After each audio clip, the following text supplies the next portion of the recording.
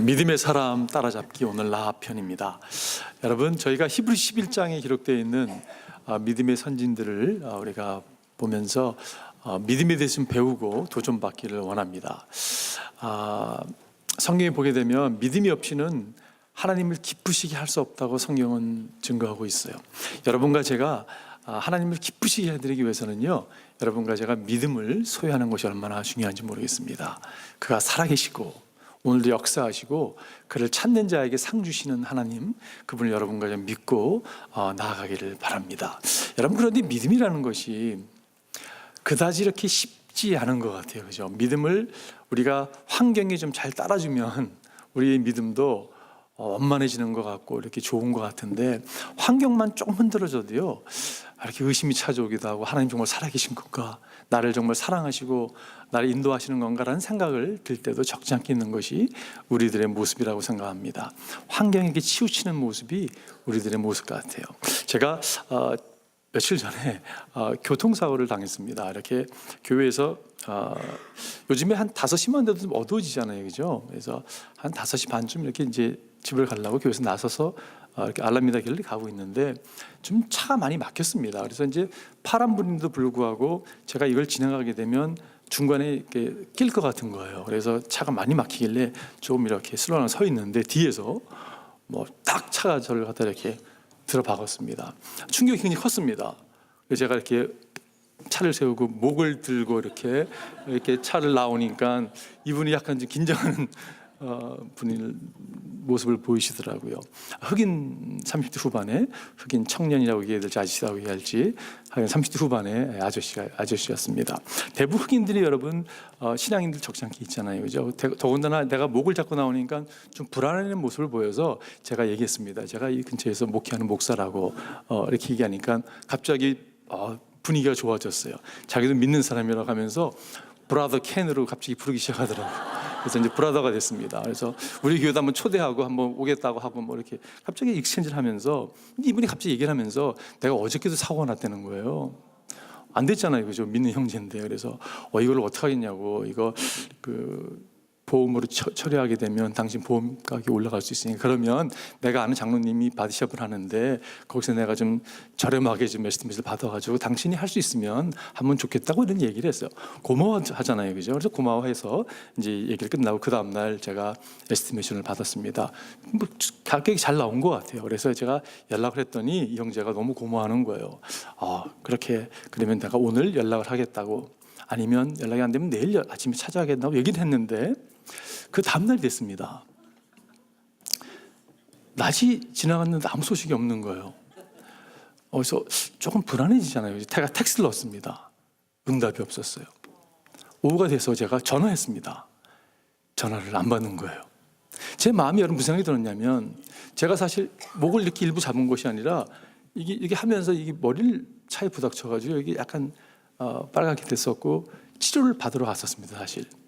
그래도 그거야 뭐 아는 형제인데 라는 믿음 형제인 생각이 들어서 이렇게 했는데, 갑자기 제 마음 가운데 요동이 치기 시작하는 거예요. 이거를 보험처리를 했어야 되는데 여러 가지 여러분 의심이라는 게 이렇게 찾아와가지고요, 자리를 딱 잡고 있더라고요. 그런데 나중에 알고 보니까 형제가 그날 늦게 연락이 왔어요. 내가 미안하다고, 오늘 일이 너무 바빠가지고 정신이 없었는데, 그러면서 갑자기 기도 제목과 함기도 이렇게, 그러니까 또 같이 불하다가도 되는 거예요. 믿음이 형제를 또 이렇게 격려해주고, 저도 목사로서 이렇게 시간을 갑자기 또 텍스트를 하고 있는 거예요. 여러분, 제가 그 모습을 보면서 무슨 생각이 들었냐면요, 이게 인간의 참 간사한 모습이 아닌가라는 생각을 하게 돼요. 여러분, 하나님을 믿으면서도 우리가요, 환경에 따라서 너무 이게 업앤다운이 심한 거예요. 어느 때는 너무 하나님 정말 여기 역사하시고 나타내 주시고 막 너무 강하게 믿음이 있는 것 같은 거예요. 근데 환경만 조금 이렇게 틀어지잖아요. 그러면 하나님 정말 살아계신가? 의심이 찾아오는 우리 모습을 보게 됩니다. 여러분, 저희가 믿음을 좀 배웠으면 좋겠어요. 여러분과 제가 우리 현실이 솔직히 참 환경에 이렇게 좌우하는 모습이 있잖아요, 그죠? 근데 환경이 좌우하는 모습이 아니라 여러분과 제 믿음이 어떤 상황 가운데서도 굳건한, 히브리 11장에 기록된 그러한 믿음의 사람들의 모습이 됐으면 좋겠습니다. 여러분, 오늘 본문을 보게 되면 히브리 11장에 특별히 노아에 대해서, 아브라함에 대해서, 모세에 대해서 기록을 하고 있으면서 그 다음에 등장하는 인물이 라합이라는 인물이에요. 여러분, 라합은 어떤 인물입니까? 이 여인은 가나안 이방 여인이었어요. 그죠? 이방 수신을 섬기던, 우상을 숭배하던 여인이었습니다. 더군다나 이 여인은 직업이 몸을 파는 여인이었습니다. 그런데 믿음의 사람에게 대열에 탁 들어가 있는 거예요. 그 모습을 보면서 야, 라합이 믿음의 사람의 그 명예 전당에, 믿음의 전당에 올라가 있다면 여러분과 저도 가능한 것이에요. 그죠? 믿음을 따라잡는데 노아 좀 부담스러웠습니다. 아브라함도 좀 부담스럽고 모세도 좀 부담스러웠는데 라합은 따라잡을 만한 것이에요. 그죠? 나뿐만이 아니라 정말 믿음의 전당에 기록되어 있는 사람들, 여러분과 제가 여러분 믿음의 사람이 되기를 바랍니다. 성경은 라합에 대해서 기록하고 있는데 오늘 우리가 읽은 여호수아 2장, 여러분 성경을 우리가 짧지 않은 본문이었는데 성도들이 서서 하나님 말씀을 읽는 게 너무 전 좋다는 생각이 들었어요. 하나님 말씀을 참 읽고, 여러분 그 2장에 나오는 주인공이 사실 라합입니다. 히브리서 11장이 기록되면서 여러분 히브리 11장에 여호수아가 등장이 하지 않아요. 그죠? 제 생각에는 여리고성을 점령시킨 것은 여호수아가 등장되어야 될 것 같은데 여호수아 어떻게 빠지고 라합이 이렇게 등장하는 모습, 무슨 생각이 들었냐면요, 어쩌면 저자의 의도가 뭐였냐면, 여러분 여호수아는 전사였습니다. 무료무료 여러분 어떤 성을 점령하는 거 할 수 있어요. 그죠? 근데 어떻게 보면 우리에게 주고자 하는 교훈이 있다면요, 무력으로 점령하는 게 아니라 믿음으로 점령한 거라고. 히브리 11장은 믿음장을 기록하면서 우리에게 주고자 하는 그런 교훈이 아닌가라는 생각을 하게 돼요. 야고보서에 보게 되면 여러분 행함으로 믿음이 함께 일했다고 표현하면서 두 사람을 예를 듭니다. 믿음의 사람을 예를 드는데 그 한 사람이 누구냐면 아브라함이에요. 또 다른 사람이 라합이에요. 마태복음에 여러분 예수님의 족보가 나오지 않습니까? 메시아 족보에 등장하는 인물이 라합이잖아요. 그죠? 와, 라합이 믿음의 사람의 대열에 들 수 있다면 여러분과 저도 믿음의 사람이 될 수 있습니다. 라합은 어떤 사람이었습니까? 라합은 어떠한 믿음을 소유했던 사람입니까? 오늘 본문을 통해서, 여호수아를 통해서 세 가지 여러분 살펴보기를 원해요. 첫 번째는요, 라합은 용기 있는 믿음을 소유한 사람이었어요. Rahab had a courageous faith. 그에게는요 용기 있는 믿음을 그가 소유했다라고 저는 생각을 합니다. 여러분 오늘 여호수아는 이렇게 시작됩니다. 1절에 보니까 눈의 아들 여호수아가 시딤에서 정탐꾼 2명을 보내며 일렀다. 여러분 정탐꾼이 누구입니까? 이게 스파이예요. 그죠? 우리는 스파이 그러면 007 영화에서 나오는 스파이를 생각할 수가 있죠. 스파이라는 것이 최근에 만들어낸 것이 아니라 여러분 스파이라는 건 주전 1250년에 벌써 여호수아가 스파이를 갖다가 지금 가나안 땅에 보낸 것을 알 수가 있죠. 가서 몰래 그 땅을 정탐하여라. 특히 여리고성을 잘 살펴라.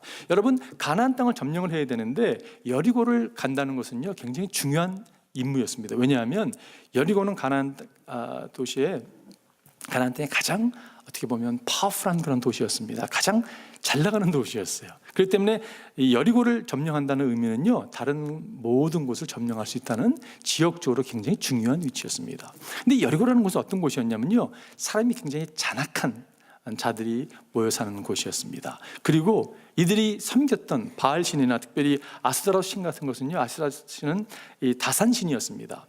굉장히 성적으로 문란한 그런 곳이었어요.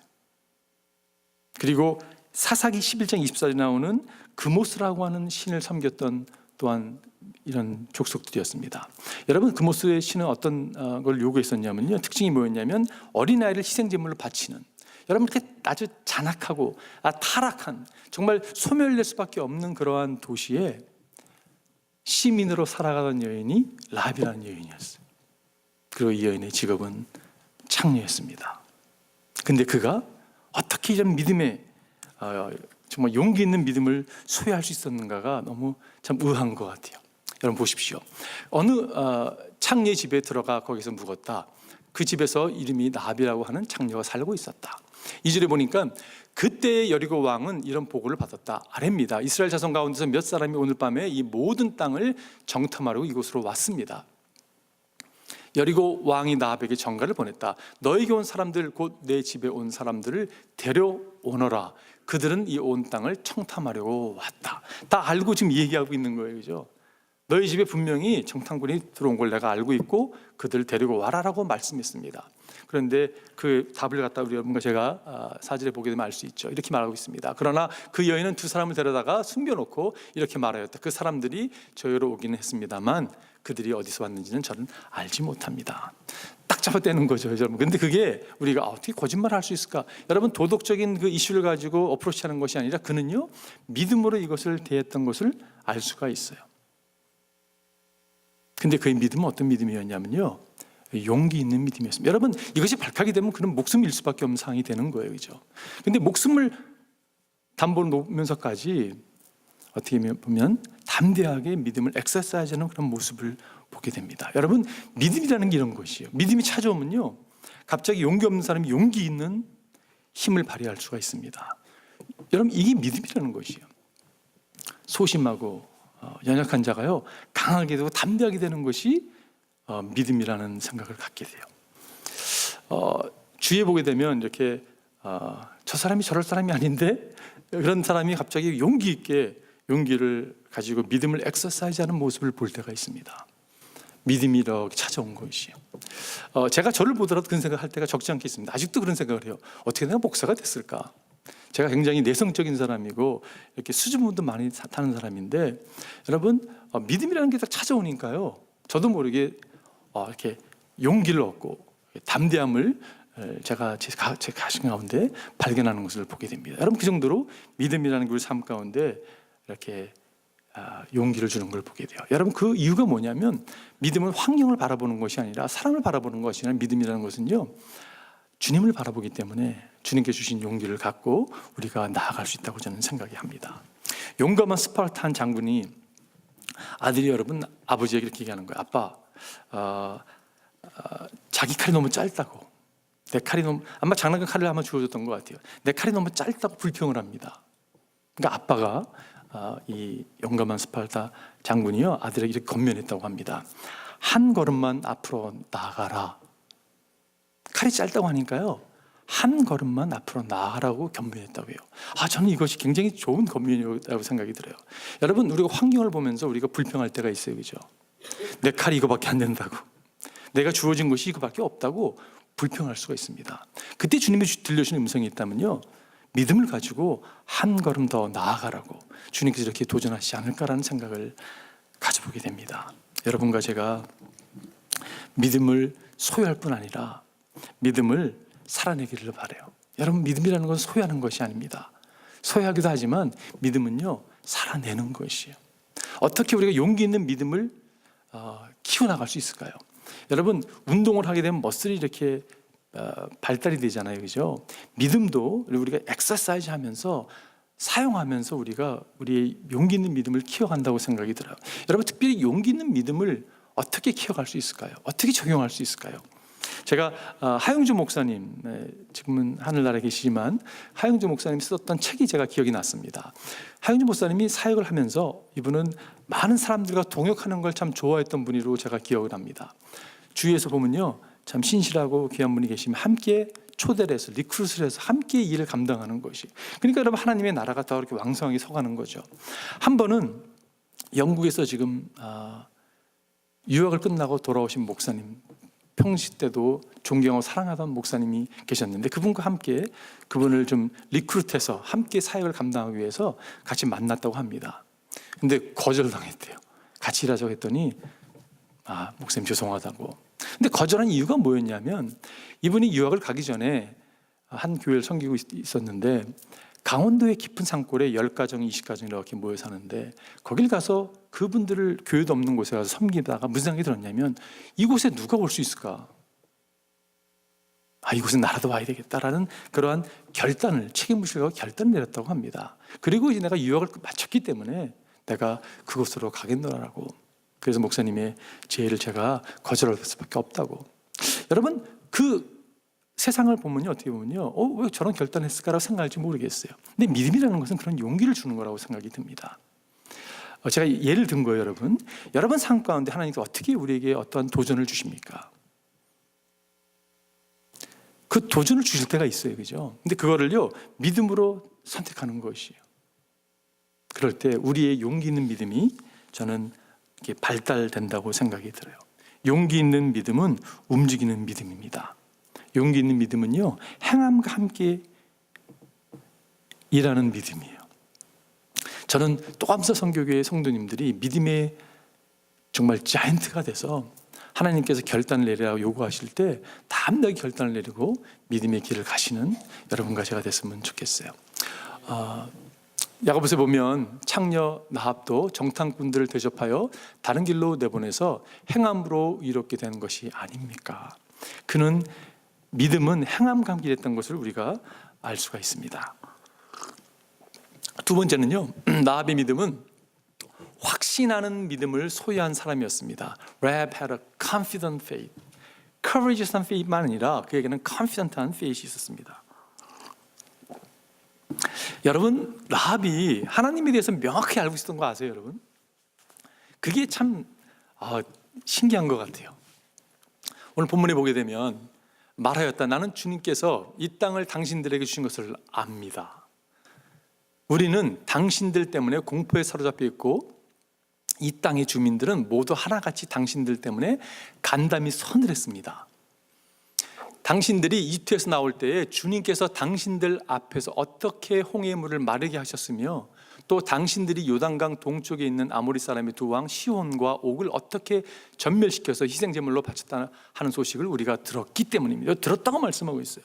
여러분, 이 들었다는 이야기가요, 지금 이 사건은 40년 전에 일어났던 이야기입니다.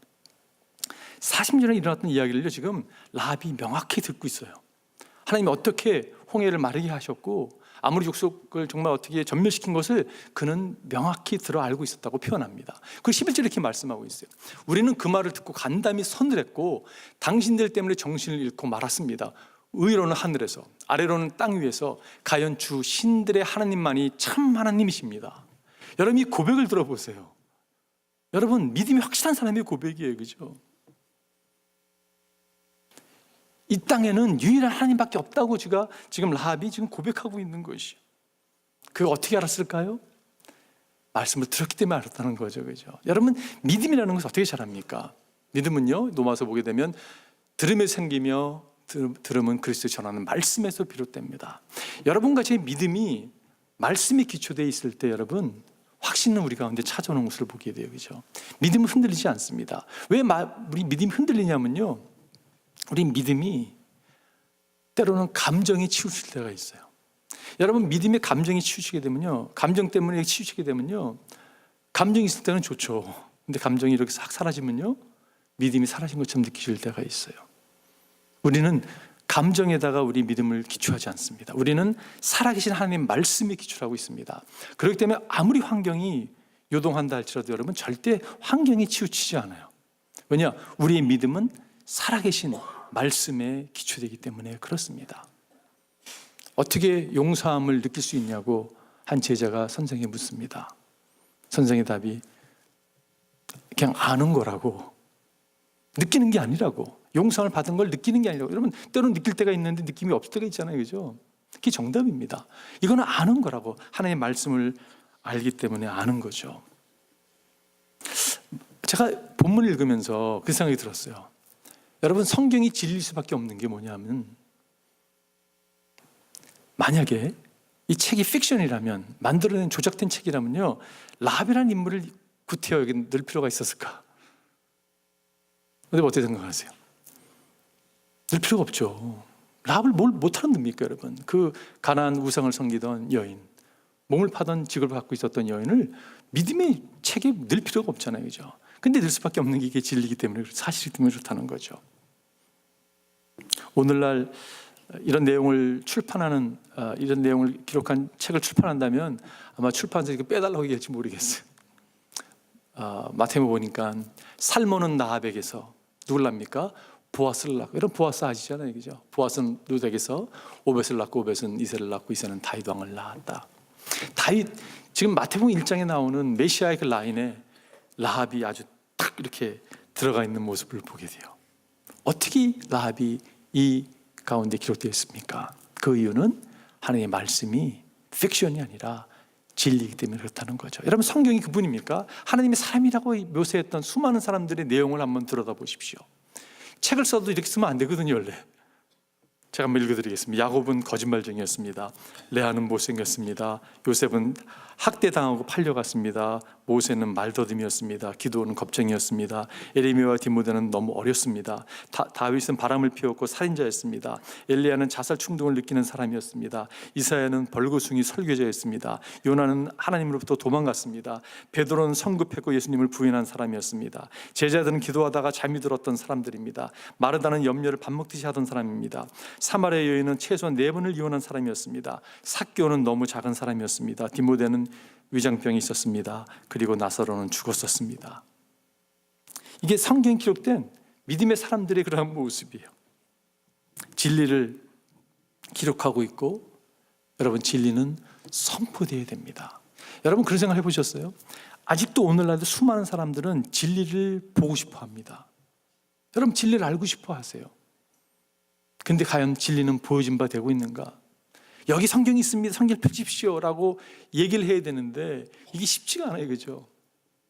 그런데 여러분과 제가 예수를 모시고 산다면, 말씀에 기초를 두고 살아가는 사람이라면, 그것이 확신도 우리 가운데 찾아온 사람이라면요, 사람들로 통해서 우리가 보여진 바 되어야 된다고 생각이 들어요. 여러분, 믿음은 소유하는 것이 아니라, 어떻게 보면 외치는 것이 아니라, 믿음은요 보여진 바 되어야 된다고 생각이 들어요. 제가 이 말씀을 준비하면서 이거 말을 해도 될까라는 그런 우려가 좀 생겼어요. 이건 제 개인적인 생각입니다. 이것이 문제가 될 수 있다는 생각도 사실 해봤어요. 제가 최근에 한국 가서 본 것 중에 하나입니다.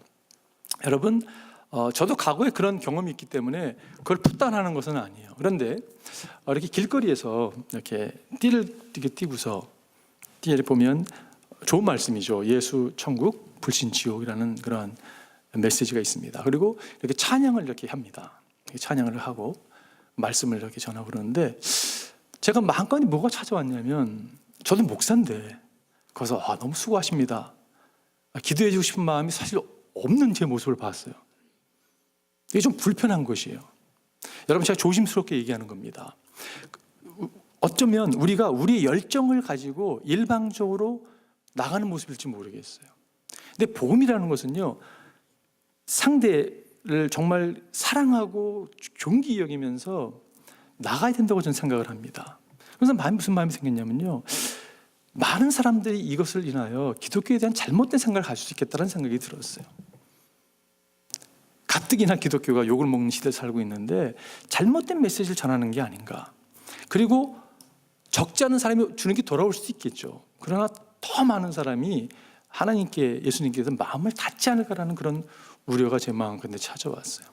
그러면서 마음이 드는 게 뭐냐면요, 여러분, 외침이 중요한 것이 아니라 살아내는 게 중요한 거잖아요, 그죠? 신앙은, 여러분, 믿음은 살아내는 겁니다. 정말 우리가 리빙 바이블이 돼서 사람들이 삶을 보면서요, 하나님 살아계시잖아, 어떻게 부인할 수 있겠어? 이분이 이렇게 명확히 살아계시는데, 저 형제의 삶을 봐, 저 자매의 삶을 봐봐, 그 삶이 저렇게 변했는데 주님은 살아계시잖아. 이렇게 여러분, 우리가 리빙 바이블이 됐으면 좋겠어요. 그러기 위해서는 우리의 인생은, 여러분, 말씀 위에 기초에 세워져야 됩니다. 환경에 휘둘리는 삶이 아니라 말씀이 지탱해주고 말씀이 이끌어가는 삶, 그런 삶이 여러분과 제 삶이 되기를 바라요. 그 말씀이 들어올 때 그 말씀이 여러분 확신으로 우리 가운데 뿌리를 내린다고 저는 믿습니다. 저희 교회 우리 유희찬 목사님 계시잖아요. 참 이렇게 암과 어떻게 보면 전투하고 계십니다. 지난 주 중에 목사님과 식사를 할 기회가 있었습니다. 몇 번 성도님과 식사를 하면서 제가 그날도 느꼈어요. 목사님 이렇게 긍정적이실까? 정말요, 울트라 긍정이라는 표현이 맞는 것 같아요. 너무 긍정적이신 거예요. 과연 나는 그럴 수 있을까라는 생각을 해보았어요. 이게 긍정적일 수 있을까? 사모님 옆에 계시다가 그런 말씀하십니다. 예수를 믿는다는 게 얼마나 복된지 모르겠다고, 믿음을 갖는다는 게 얼마나 감사한지 모르겠다. 이 감사할 세링이 아닌 것 같은데, 그래서 계속 감사를 표현하시고 예수를 높이고, 목사님이 그 병원에 가서 그 키모를 받을 때 보면요, 이렇게 간호원들에게 가서 오히려 격려를 해주고 주위의 그 암병동 사람들을 격려해주고 그런 이야기를 접했습니다. 어떻게 그렇게 나올 수, 그분의 성격일까? 이런 생각이 들었는데 그게 아니에요, 여러분. 그게 뭐냐면요, 믿음이라는 것입니다. 믿음은요, 기초가 말씀이잖아요, 그죠? 말씀이 찾아오게 되면요, 어떤 상황 가운데서도 확신 있게 행동하는 모습이 보여진다고 생각이 들어요. 우리가 그런 믿음을 좀 본받아야 되지 않을까 하는 생각을 해보게 됩니다. 라합이 그런 믿음의 소유자였어요. 마지막 세 번째는요, 라합은 약속의 믿음을 소유한 사람이었습니다. Courageous, confident, and covenant faith. 그에게는 약속을 붙드는 믿음이 그에게 있는 것을 보게 돼요. 오늘 본문에 보게 되면 라합과 정탐꾼 간에 서로에게 서약을 맺고 이렇게 약조를 하는 모습이 나옵니다. 맹세와 증표를 보여주는 모습이 나오는 걸 보게 돼요. 여러분, 서약을 한다는 것은 양쪽의 의견들이 동의되고 어떤 결정을 내리는 것이에요, 그죠? 어떤 조건이 따르는 것을 보게 됩니다. 오늘 본문에 보게 되니까 그리고 나의 부모와 형제자매들과 그들에게 속한 모든 식구를 살려주시고 죽지 않도록 우리의 생명을 구하여 주십시오가 지금 라합이 제시한 어떻게 보면 약속이었어요. 이걸 약속 꼭 지켜달라고. 그러니까 정탐꾼이 이렇게 대답을 하죠. 탐꾼들이 그 여인에게 말하였다. 우리가 목숨을 내놓더라도 약속한 것은 지키겠소. 우리가 한 일을 어느 누구에게도 일러받지 않는다면 주님께서 우리에게 이 땅을 주실 때에 우리는 친절과 성실을 다하여 그들을 대하겠소. 이렇게 서약을 맺는 장면을 보게 돼요. 여러분, 라합이 이 말을 듣고서 한 행동이 무엇일까요? 약속을 붙잡았다는 거죠. 라합은 여러분 약속을 붙잡았습니다. 여러분과 저에게도 붙들고 있는 말씀이 있잖아요, 그죠?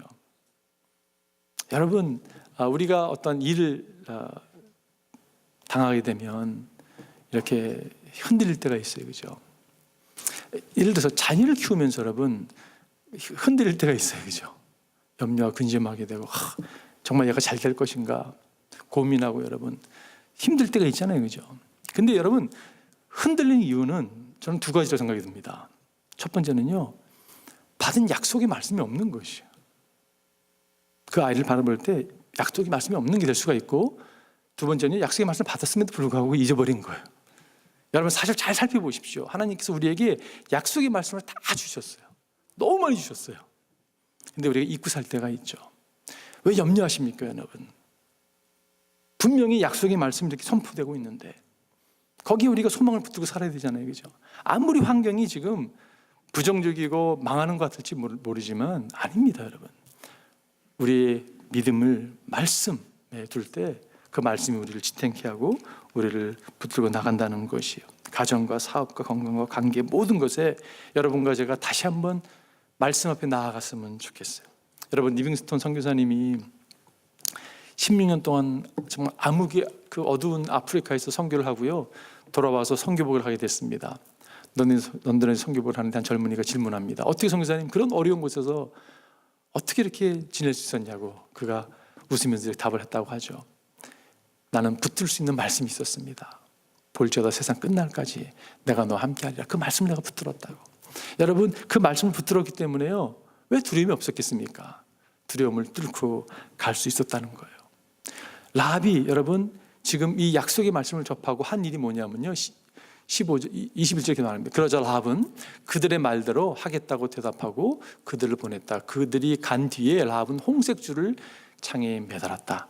간 다음에 여러분 뭐 했다고요? 홍색 줄을 창에 매단 거. 이게 여러분 증표였습니다.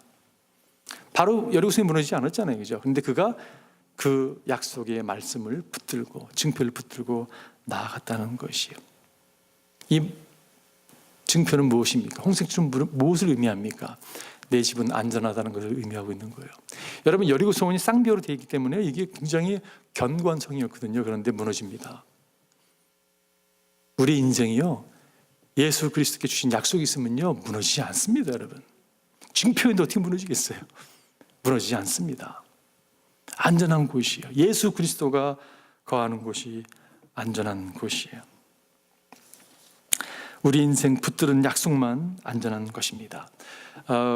구루푸트라고 하는 그 캐나다 알베르타의 한 인디안 그 족장이 계셨습니다. 이분이 그 1885년에 그 대인디안 폭동이 일어났을 때요, 자기 부족주를 평화롭게 잘 다스리면서 그 폭동에 가담하지 않고 아주 평화로운 그러한 리더십을 발휘했습니다. 그래서 캐나다 정부에서 너무 고마워서 이분에게 평생 기차표를 허락했다고 해요.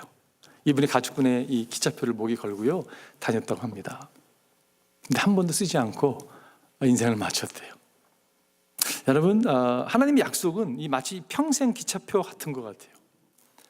여러분, 약속은요 이렇게 사용하라고 주신 거예요. 간직하라고 주신 것이 아니라 사용하라고 준 것입니다. 믿고 의지하고 시험해보고 경험하는 것이요. 그게 하나님의 약속이잖아요, 그죠?